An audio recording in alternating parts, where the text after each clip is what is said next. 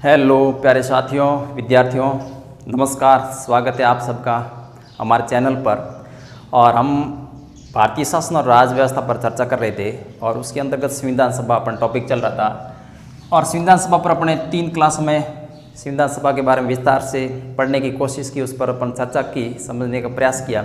और आज ये संविधान सभा की अंतिम क्लास है और इसके तहत अपन थोड़ी बहुत जो तथ्यात्मक बातें जो पीछे छूट गई थी उस पर अपन चर्चा कर लेते हैं। और उसके साथ साथ में संविधान सभा की जो अंतिम बैठक थी उस पर भी अपन चर्चा करेंगे और उसके बाद में संविधान सभा की क्या क्या आलोचनाएं उस पर भी अपन चर्चा करेंगे। तो शुरू करते हैं आज की क्लास संविधान सभा। तो प्यारे साथियों, 9 दिसंबर 1946 को जो संविधान सभा की प्रथम बैठक हुई थी वहाँ से लेकर के संविधान सभा की अंतिम बैठक तक अपने चर्चा कर ली थी। अब अपन इस अंतिम बैठक को देखते हैं कि संविधान सभा की अंतिम बैठक 24 जनवरी 1950 को हुई।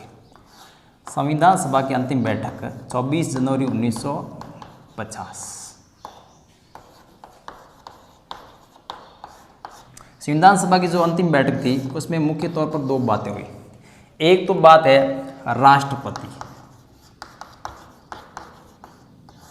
राष्ट्रपति का निर्वाचन, और दूसरा जो था, जो ये संविधान सभा थी, इस संविधान सभा को भंग करके अंतरिम संसद के रूप में स्थापित थी।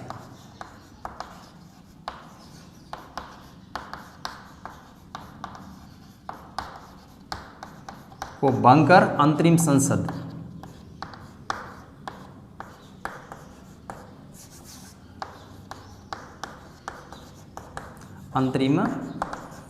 के रूप में।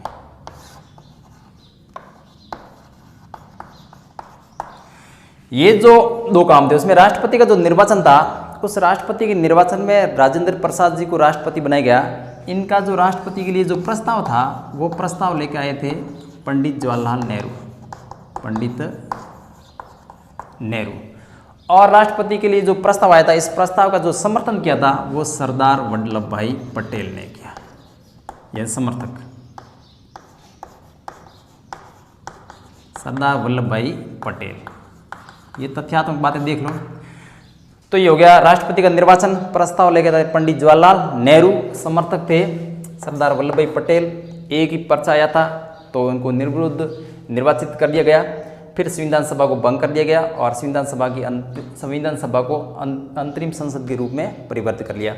और इसमें ये जो था, ये जो संविधान सभा की जो बैठक थी, इसमें फिर संविधान की 3 प्रतियां तैयार की गई। इसमें अपन बात कर रहे हैं मुख्य तौर पर संविधान की 3 प्रतियां। सब तथ्यात्मक बातें, याद रखने वाली बातें। संविधान की 3 प्रतियां। एक जो प्रति थी, ये मूल प्रति, संविधान की जो मूल प्रति है वो किस भाषा में लिखी गई है, तो अपन देखेंगे ये अंग्रेजी मूल प्रति, अंग्रेजी हस्तलिखित। एक प्रति तो मूल जो अंग्रेजी में थी और वो हाथ से लिखी हुई थी। जो दूसरी प्रति थी और वो भी अंग्रेजी की थी, दूसरी प्रति थी वो भी अंग्रेजी की थी, और ये छाया प्रति थी।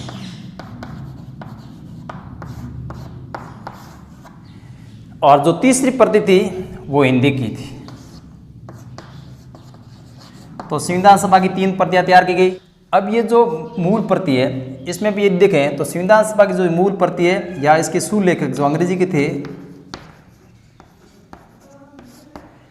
ये जो सुलेखक अंग्रेजी की जो प्रति थी, इसके सुलेखक कौन थे, तो प्रेम बिहारी नारायण रायजादा। प्रेम बिहारी नारायण रायजादा मूल प्रति के सुलेख लिखने वाले थे। और ये जो प्रेम बिहारी नारायण रायजादा थे वो शांति निकेतन स्कूल ऑफ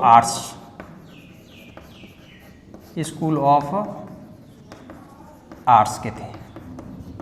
और ये जो थी वो लिखने वाली जो शैली थी वो इटैलिक शैली, मूल प्रति थी वो इटैलिक शैली में लिखी गई। तो ये बात भी आप देख सकते हो, मूल प्रति इटैलिक शैली में लिखी गई।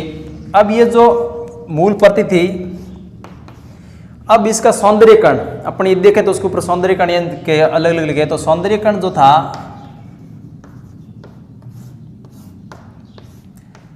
सौंदर्यकरण करने वाले थे नंदलाल बोस, नंदलाल बोस और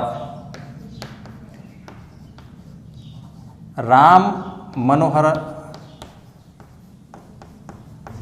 सिन्हा, राम मनोहर सिन्हा। तो ये तथ्यात्मक बातें भी दे सकते हो, इसको भी आप देखो। मूल प्रति के जो सुलेखक थे वो कौन थे और इसका सौंदर्यकरण किसने किया, इस पे बारे में आप देख सकते हो। अब ये जो हिंदी की जो प्रति थी, हिंदी की प्रति के सुलेखक कौन थे? जो हिंदी की प्रति है,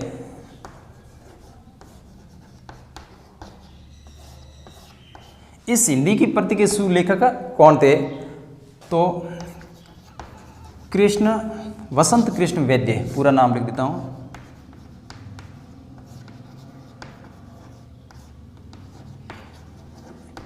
हिंदी की जो प्रति थी उसके सुलेखक थे वसंत कृष्ण वैद्य, और इस हिंदी की जो प्रति थी उसका जो सौंदर्यकरण किया था वो थे नंदलाल बोस।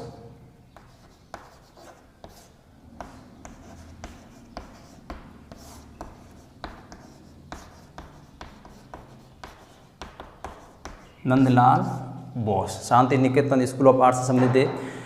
तो ये अपन चर्चा की, जो संविधान बना था, मूल संविधान आप देख सकते हो इटैलिक शैली में लिखा गया था, अंग्रेजी भाषा में था, और उसको उसके जो लिखने वाले थे वो प्रेम बिहारी नारायण रायजादा थे। उनका सौंदर्यकरण किया था नंदलाल बोस और राम मनोहर सिन्हा। हिंदी की जो कृति थी उसके सुलेखक थे वसंत कृष्ण वैद्य, और इसका सौंदर्यकरण किया था नंदलाल बोस। ये तो होगी इसकी तथ्यात्मक बातें। अब ये जो संविधान है बनकर के तैयार हो गया। अब इस जो संविधान है, इस संविधान की जो है आलोचनाएं क्या है? तो इसकी जो आलोचनाएं हैं, आलोचनाएं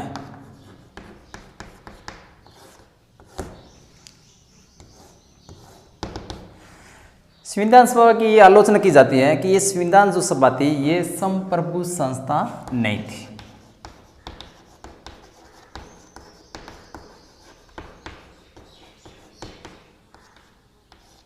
संविधान सभा ये संप्रभु संस्था नहीं थी। आलोचक ये तर्क देते हैं कि संविधान सभा का जो गठन हुआ था, संविधान सभा का गठन है वो ब्रिटिश सरकार की योजना के अनुसार हुआ, इसलिए इसको अपन संप्रभु संस्था नहीं कह सकते हैं। लेकिन व्यावहारिक बात देखें व्यवहार में यदि देखें तो संविधान सभा एक संप्रभु संस्था थी, और संविधान सभा ने सदस्य जो भी थे उन्होंने जो भी निर्णय लिया वो किसी भी दबाव में नहीं लिया, उन्होंने अपना स्वतंत्र और जनता के हित में निर्णय लिया, इसलिए ये कह सकते हैं कि ये संप्रभु संस्था थी। लेकिन आलोचक कहते हैं ये संप्रभु नहीं थी, और इसका कारण ये बता रहे हैं, तर्क ये दे रहे हैं कि इसका जो निर्माण है या इसका गठन है वो ब्रिटिश सरकार की योजना से, ब्रिटिश सरकार की योजना से हुआ। संविधान सभा का जो गठन है वो ब्रिटिश सरकार की योजना से हुआ, और इस वजह से वो संप्रभु संस्था नहीं है। एक इसकी आलोचना ये भी कहे, ये जो संस्था है संविधान सभा, ये संविधान सभा है वो प्रतिनिधि संस्था नहीं थी, प्रतिनिधि संस्था नहीं थी। आलोचक ये कहते हैं कि ये संविधान सभा है, इस संविधान सभा के सदस्यों का जो निर्वाचन है वो जनता के द्वारा प्रत्यक्ष रूप से नहीं किया गया, इसलिए ये जनता का प्रतिनिधित्व तो नहीं करती है। इनके सदस्यों का चुनाव तो अप्रत्यक्ष तरीके से किया गया था, इसलिए ये प्रतिनिधि संस्था नहीं है। यानी इनका जो निर्वाचन है जनता द्वारा प्रत्यक्ष नहीं हुआ, जनता के द्वारा संविधान सभा के जो प्रतिनिधि उसका चुनाव प्रत्यक्ष नहीं हुआ था, इसलिए इसको अपन प्रतिनिधि संस्था नहीं कह सकते हैं।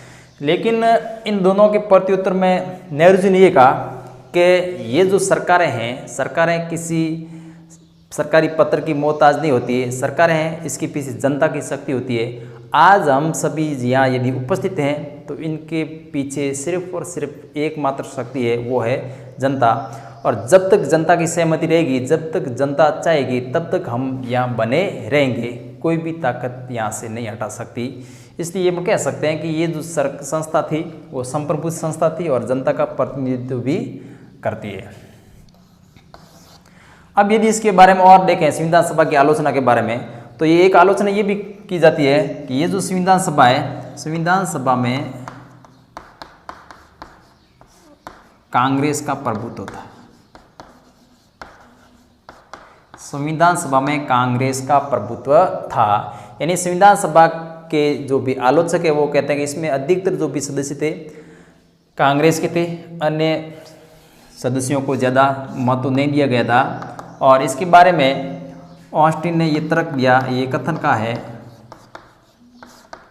ऑस्टिन ने कहा कि संविधान सभा कांग्रेस थी और कांग्रेस ही भारत था। ऐसा कथन आ सकता है,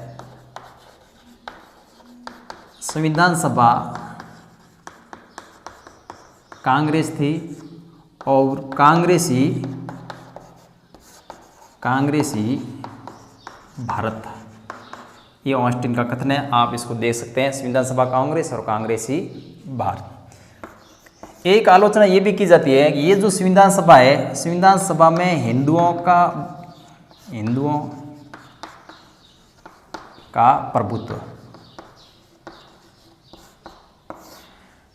हिंदुओं का प्रभुत्व कैसे कि संविधान सभा में जो अधिकतर सदस्य थे वो हिंदू थे, आलोचक ये कहते हैं। लेकिन ये आलोचना भी सही नहीं है। हिंदू बहुसंख्यक थे तो संख्या में आने भी ज़्यादा चाहिए, ये भी वाजिब है। लेकिन हर वर्ग विशेष की, मुस्लिम वर्ग विशेष हो या सिख हो या जो भी है, हर वर्ग विशेष के प्रतिनिधि संविधान सभा में मौजूद थे। तो हिंदुओं का प्रभुत्व, इसके बारे में कथन आते हैं, लॉर्ड विस्काउंट साइमन। यहाँ थोड़ा ये ध्यान रखना, आपको कहीं कहीं पर सिर्फ ये नाम लिखेगा लॉर्ड विस्काउंट और कहीं पर आपको नाम लिखेगा लॉर्ड साइमन, दोनों एक ही नाम है। यदि देखें, यदि अपन लक्ष्मीकांत को यदि देखें तो उसमें ये सीधा लिखा लॉर्ड विस्काउंट, तो वहाँ पर भ्रमित होने की जरूरत नहीं है। वहाँ ये देख के भाई लॉर्ड विस्काउंट और लॉर्ड साइमन अलग अलग है, ये बात बिल्कुल सही नहीं है। लॉर्ड विस्काउंट साइमन ये इसका पूरा नाम है, ये इसकी उपाधि थी, ठीक है। तो लॉर्ड विस्काउंट लिखें या फिर लॉर्ड विस्काउंट साइमन, एक ही बात है। और इसने ये कहा ये हिंदुओं की संस्था है, हिंदुओं की संस्था, ये इसने कहा। एक और इसमें चर्चित कथन आता है चर्चिल के द्वारा,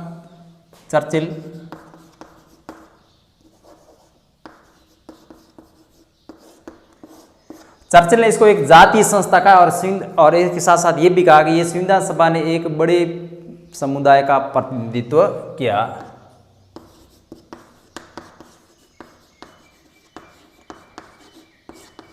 बड़े समुदाय का प्रतिनिधित्व, या अपन कह सकते जातीय संस्था।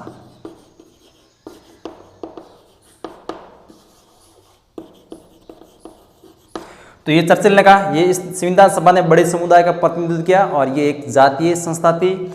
संविधान सभा हिंदुओं की संस्था है, ये लॉर्ड विस्काउंट साइमन ने कहा। और चर्चिल ने एक और बात बताई है संविधान सभा की प्रथम बैठक के संबंध में। संविधान सभा की प्रथम बैठक के संबंध में चर्चिल ने यह कहा है कि संविधान सभा में मुस्लिम लीग ने जो बहिष्कार किया है, तो संविधान सभा एक ऐसा विवाह है जिसकी दुल्हन ही गायब है। संविधान सभा एक ऐसा विवाह है,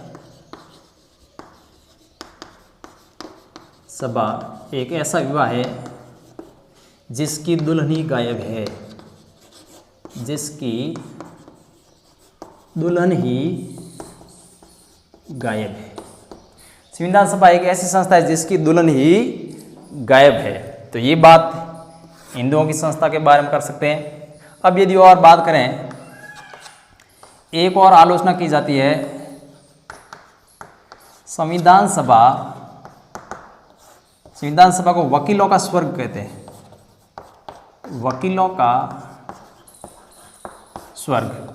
आइवर जेनिंग्स ने कहा है कि संविधान सभा वकीलों का स्वर्ग है, कि संविधान सभा में अधिकतर जो भी सदस्य थे वो वकील थे। लेकिन ये सही भी है, आपको कानून का निर्माण करना है तो कानून के निर्माण में आपको संविधान सभा से संबंधित कानून से संबंधित विशेषज्ञों की जरूरत पड़ती है। तो ये मोटे मोटे तौर पर अपन ये देखें कि संविधान सभा की एक संप्रभु संस्था नहीं थी, संविधान सभा प्रतिनिधि संस्था नहीं थी, कांग्रेस का प्रभुत्व था। ऑस्टिन का तर्क आ सकता है संविधान सभा कांग्रेस थी और कांग्रेस ही भारत था।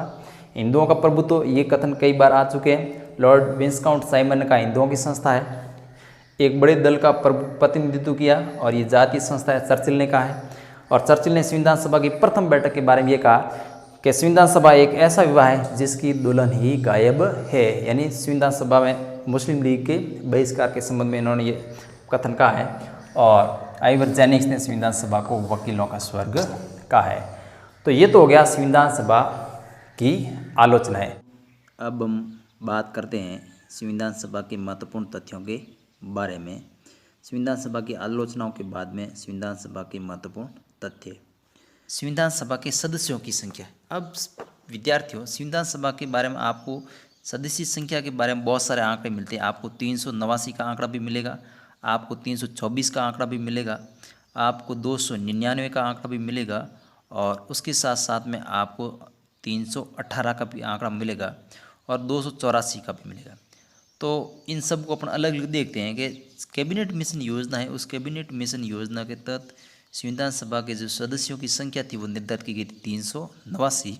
और ये जो 389 सदस्य थे, उन 389 सदस्यों में से 296 सदस्य थे वो ब्रिटिश भारत से और 93 सदस्य देसी रियासतों से। और ये 296 थे, इसमें भी 292 सदस्य ब्रिटिश प्रांत और 4 सदस्य चीफ कमिश्नर क्षेत्रों से थे और वो क्षेत्र थे अजमेर, मेरवाड़ा, बलूचिस्तान, कुर्ग और दिल्ली। अब यदि अपन आगे बात करें संविधान सभा के आंकड़ों की संख्या 299 आंकड़ा, इसके संबंध में अपन बात करें तो संविधान सभा देश का जब विभाजन हो गया था तो विभाजन के बाद में संविधान सभा के सदस्यों की जो संख्या थी वो तात्कालिक संख्या गिर करके 299 हो गई। अब यदि अपन बात करें माउंटबेटन योजना के अनुसार स्वतंत्र भारत की संविधान सभा में सदस्यों की संख्या, तो माउंटबेटन योजना थी उसमें ये कहा गया कि 15 अगस्त 1946 से भारत की जो संविधान सभा है उसमें संविधान सभा में सदस्यों की संख्या 318 होगी, जिसमें 226 ब्रिटिश प्रांत, 3 चीफ कमिश्नर क्षेत्र और 89 देसी भारत। अंतिम रूप से यदि सदस्यों की संख्या की बात करें तो संविधान सभा में अंतिम रूप से जो सदस्य संख्या थी वो 324 थी, उसमें से 232 ब्रिटिश प्रांत, 3 चीफ कमिश्नर क्षेत्र और 89 देसी भारत। 6 सदस्यों की संख्या में संविधान सभा ने 27 जनवरी 1948 को बढ़ाया। पश्चिम बंगाल में 2 सदस्यों की संख्या बढ़ाई गई और पंजाब में 4 सदस्यों की संख्या बढ़ाई गई। तो वो आंकड़ा 318 से 324 हो गया। तो अंतिम रूप से संविधान सभा में जो सदस्यों की संख्या थी वो 324 थी। अब विद्यार्थियों अपन बात करते हैं संविधान सभा के अध्यक्ष और उपाध्यक्ष से। बिल्कुल बेसिक से सवाल है, इनको अपन एक दृष्टि से देख लेते हैं। संविधान सभा के अस्थायी अध्यक्ष 9 दिसंबर 1946 डॉक्टर सच्चिदानंद सिन्हा। संविधान सभा के स्थायी अध्यक्ष 11 दिसंबर 1946 डॉक्टर राजेंद्र प्रसाद। अब ये जो तीसरा प्रश्न है ये थोड़ा ज़्यादा महत्वपूर्ण है। इस प्रकार का प्रश्न वर्तमान में पूछा जा सकता है कि संविधान सभा के पहले मनोनीत उपसभापति कौन थे? तो फ्रैंक रेजिनॉल्ड एंथोनी, जिसका संक्षिप्त नाम है फ्रैंक एंथोनी, 9 दिसंबर 1946 को इनको स्थायी उपसभापति के रूप में मनोनीत किया। संविधान सभा के पहले निर्वाचित उपाध्यक्ष की यदि बात हो तो 25 जनवरी 1946 को H.C. मुखर्जी को संविधान सभा का पहला निर्वाचित उपाध्यक्ष बनाया गया था। इसके बाद में संविधान सभा के जो ये H.C. मुखर्जी उपाध्यक्ष थे तो देश की विभाजन के बाद में इनका जो क्षेत्र था वो पाकिस्तान में चला गया, तो इनके बाद में इनकी संविधान सभा की जो उपाध्यक्ष पद थे उनसे भी इनको हटना पड़ा। ये वापस चुन करके आते हैं और इसके बाद में 16 जुलाई 1947 को संविधान सभा में 2 उपाध्यक्षों का निर्वाचन किया जाता है। एक तो H.C. मुखर्जी और दूसरे V.T. कृष्णामाचारी। और ये V.T. कृष्णामाचारी है संविधान सभा के जो सदस्य, उनमें ये कहा गया कि एक उपाध्यक्ष है वो देसी रियासतों का प्रतिनिधित्व करने वाला होना चाहिए। तो वीटी कृष्णमाचारी ये देशी रियासतों का प्रतिनिधित्व करने वाले उपाध्यक्ष थे। तो यानी संविधान सभा के बारे में देखें तो मनोनीत उपसभापति फ्रैंक एंथोनी, पहले निर्वाचित उपाध्यक्ष एच.सी. मुखर्जी, और संविधान सभा के 2 उपाध्यक्ष थे, एक एच.सी. मुखर्जी और दूसरे वीटी कृष्णमाचारी। अब यदि सदस्यों की संख्या की बात करें तो संविधान सभा की पहली बैठक में जो सदस्य थे वो 207 थे। प्रथम बैठक में यदि महिला सदस्यों की बात करें तो यहाँ थोड़ा विवाद है, कहीं पर आपको 9 सदस्य लिखे हुए मिलेंगे और कहीं पर आपको 10 सदस्य लिखे हुए मिलेंगे। अब यदि अपन बात करें ये 9 और 10 का क्या आंकड़ा है, तो यदि सबसे प्रामाणिक स्रोत की अपन यदि बात करें कि संविधान सभा के सबसे प्रामाणिक स्रोत, तो कॉन्स्टिट्यूशन असेंबली डिबेट, जो संविधान सभा में जो मूल डिबेट हुई थी, वाद विवाद हुआ था, उस डिबेट में यदि 9 दिसंबर 1946 की डिबेट को अपन यदि देखें तो उसके अंतिम प्रश्नों पर जितने भी जो सदस्य पहली बैठक में भाग लिए थे उन सब का डिटेल वहाँ दे रखी है। और उनमें से यदि महिला सदस्यों की संख्या गिने तो उसमें महिला सदस्यों की संख्या है वो 10 है। और वो कौन कौन सी उसमें आप देख सकते हो। 9 दिसंबर 1946 CAD यानी कॉन्स्टिट्यूशन असेंबली डिबेट के अनुसार ये जो 10 महिला सदस्य थी, श्री अम्मू स्वामीनाथन मद्रास से, दाक्षिणी वेलायुधन ये मद्रास से, ये आप इसका स्क्रीनशॉट ले सकते हैं, ये याद करने की है। तो ये जो 10 सदस्य आपको दिख रहे हैं, जी दुर्गाबाई, हंसा मेहता, लीला रॉय, पूर्णिमा बनर्जी, सुचेता कृपलानी, कमला चौधरी, सरोजिनी नायडू और मालती चौधरी। तो ये स्क्रीन पर आपको लेफ्ट हैंड साइड में जो देख रहे हैं ये 10 महिला सदस्य पहली बैठक में थी as a constitution assembly debate प्रामाणिक स्रोत के आधार पर। और यदि संविधान सभा में कुल महिलाओं की संख्या दें तो वो थी 15, 10 ये पहली बैठक वाली है, और ये राइट हैंड पर आपको स्क्रीन पर जो दिख रही है ये थी 5। उसमें भी ये ऊपर दे रखा है विजय लक्ष्मी पंडित 17 दिसंबर 1946 को संविधान सभा में आई है। बेगम अयाज रसूल 14 जुलाई 1947 को, राजकुमारी अमृत कौर 21 दिसंबर 1946, रेणुका रॉय 17 जुलाई 1947 और एनी मस्क्रीन ये 29 दिसंबर 1948। तो ये महिला सदस्यों के बारे में यदि आप ये देखना चाहें तो इन महिला सदस्यों में से 5 यूपी से थी, 3 मद्रास से थी, 2 पश्चिम बंगाल से, मुंबई, बिहार, MP, उड़ीसा और ट्रावनकोर से एक महिलाएं थी। तो ये तो हो गई बात। तो देशी रियासतों में एकमात्र महिला थी वो एनी मस्क्रीन थी, ट्रावनकोर कोचीन से, और ये संविधान सभा में सबसे अंत में शामिल हुई थी। और एकमात्र मुस्लिम महिला की यदि बात आए कि संविधान सभा में एकमात्र मुस्लिम महिला तो वो थी बेगम एजाज रसूल। तो ये तो होगी महिलाओं के बारे में। समुदाय के आधार पर यदि आप देखें तो कैबिनेट मिशन योजना के आधार पर 213 सदस्य सामान्य, 79 मुस्लिमों के लिए और 4 सदस्य सिखों के लिए थे, वो केवल पंजाब में थे। अनुसूचित जाति की यदि बात करें तो 26 थे, अनुसूचित जनजाति की यदि बात करें तो 33 और अधिवेशनों की बात करें तो 12। ये संविधान सभा की प्रमुख समितियां हैं। ये सामान्यतः आपको किसी भी किताब में मिल जाएगी, तो इसको आप दे सकते हैं। महत्वपूर्ण समितियों को यदि देखें, संचालन समिति डॉक्टर राजेंद्र प्रसाद, प्रक्रिया नियम समिति डॉक्टर राजेंद्र प्रसाद, संघ शक्ति समिति पंडित जवाहरलाल नेहरू, संघीय संविधान समिति जवाहरलाल नेहरू और प्रांतीय संविधान समिति सरदार वल्लभ भाई पटेल। और ये जो छठी है ये सबसे महत्वपूर्ण, और इसमें आपको देखना है ये मेन समिति के अध्यक्ष अलग थे और इसकी उप समिति और थी। तो मौलिक अधिकारों, अल्पसंख्यकों, जनजातियों और बहिष्कृत क्षेत्रों के लिए सलाहकार समिति, ये पूरी है। मौलिक अधिकार, अल्पसंख्यक, जनजाति और बहिष्कृत, इनके लिए एक सलाहकार समिति थी। इस समिति के अध्यक्ष ऐसा यदि आ जाए तो सरदार वल्लभ भाई पटेल थे। और इसकी 5 उप समितियाँ थी, जिसमें से 2 उप समितियाँ ज़्यादा महत्वपूर्ण है, ये A और B में दे रखी है, इसको आप याद करेंगे। मौलिक अधिकारों की जो उप समिति थी, उस उप समिति के जो अध्यक्ष थे JB कृपलानी, और अल्पसंख्यकों की जो उप समिति थी उसके थे HC मुखर्जी। बाकी वाली ज़्यादा महत्वपूर्ण नहीं है। राज्यों के लिए अलग से थी वो पंडित जवाहरलाल नेहरू थे। प्रारूप समिति के भीमराव अम्बेडकर थे। राष्ट्र ध्वज संबंधी तदर्थ समिति के अध्यक्ष डॉक्टर राजेंद्र प्रसाद। संविधान सभा के कार्यों के लिए समिति GV मावलंकर। सर्वोच्च न्यायालयों के लिए जो समिति बनी थी उसके लिए S वरदाचारी, और मुख्य आयुक्तों के प्रांतों के लिए पट्टाभी सीतारामैया। इस प्रकार की ये समितियाँ हैं, इसको आप एक एक करके देख सकते हैं। अब अपन आगे बात करते हैं संविधान सभा और अम्बेडकर। तो अम्बेडकर, जिसको अपना आधुनिक भारत का मनु और संविधान का निर्माता कहते हैं, ये अम्बेडकर संविधान सभा में प्रारंभ में संविधान सभा में बंगाल से सदस्य थे, लेकिन विभाजन के बाद इनका क्षेत्र पाकिस्तान में चला गया। तो इसके बाद में ये जो सदस्य थे ये मुंबई से संविधान सभा के सदस्य बने और M.R. जयकर द्वारा इस्तीफा दिलवाया जाता है वहाँ से, और फिर भीमराव अम्बेडकर को संविधान सभा में मुंबई से भेजा जाता है। और के.वी. राव ने अम्बेडकर के संबंध में कहा है कि अम्बेडकर न केवल संविधान के जनक है बल्कि जननी भी, यानी भीमराव अम्बेडकर संविधान के जनक और जननी दोनों हैं। ये किसने कहा? तो के.वी. राव।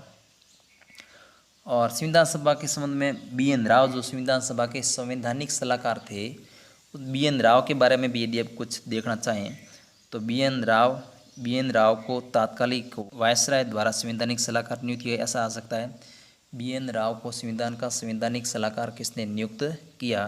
तो तत्कालिक वायसराय के द्वारा इनको संवैधानिक सलाहकार बनाया गया। ये इन्होंने बर्मा का संविधान का भी निर्माण किया। ये कलकत्ता हाईकोर्ट के न्यायाधीश भी रह चुके हैं और इसके साथ साथ कश्मीर के प्रधानमंत्री भी रहे हैं। पहले कश्मीर में जो मुखिया होते हैं उसको प्रधानमंत्री कहते थे 1943 और 44 में, और 1951 में अंतर्राष्ट्रीय न्यायालय में न्यायाधीश भी रहे हैं। अब यदि और महत्वपूर्ण तथ्यों की बात करें, दो प्रश्न ये आते हैं कि एक तो प्रश्न ये कि संविधान के बनने में कुल कितना समय रहा, और दूसरा है कि संविधान सभा कितने दिन तक तो अस्तित्व में रही। तो भारत का जो संविधान है उसको बनने में तो 2 वर्ष 11 माह और 18 दिन रहे। यदि इसकी जगह ये प्रश्न पूछा जाए कि संविधान सभा कितने दिन अस्तित्व में रही, तो इसमें आपको ये देखना है संविधान सभा थी वो 9 दिसंबर 1946 से लेकर 24 जनवरी 1950 तक रही। तो इनके मध्य यदि समय को अपन देखें तो ये 3 वर्ष 1 माह और 16 दिन। तो संविधान सभा कितने दिन तक अस्तित्व में रही? इसका आंसर होगा 3 वर्ष 1 माह और 16 दिन। और संविधान को बनने में कितना वर्ष लगा? तो इसका आंसर रहेगा 2 वर्ष 11 माह और 18 दिन। कुछ महत्वपूर्ण तथ्य और भी हैं। संविधान सभा में एकमात्र अनुसूचित जाति की महिला दक्षा यानी वेलु युदन। हैदराबाद रियासत एक ऐसी रियासत थी जिसने संविधान सभा में के सदस्यों को नहीं भेजा। और संविधान सभा में यदि एकमात्र मुस्लिम महिला की बात करें तो बेगम एजाज रसूल। और देसी रियासतों से एकमात्र महिलाओं की यदि बात करें तो एनी मस्क्रीन। और सबसे महत्वपूर्ण प्रश्न संविधान सभा थी उसकी प्रमुख मूर्य या उसका प्रतीक क्या था? तो वो था हाथी। तो ये हो गए संविधान सभा के महत्वपूर्ण तथ्य। तो इस प्रकार से अपने संविधान सभा के बारे में विस्तार से चर्चा की। आशा करता हूँ कि आपको ये सब वीडियो पसंद आए होंगे, और संविधान सभा के इन चारों वीडियो को यदि आप पढ़ेंगे तो इसमें से कोई भी प्रश्न छूटने वाला नहीं है।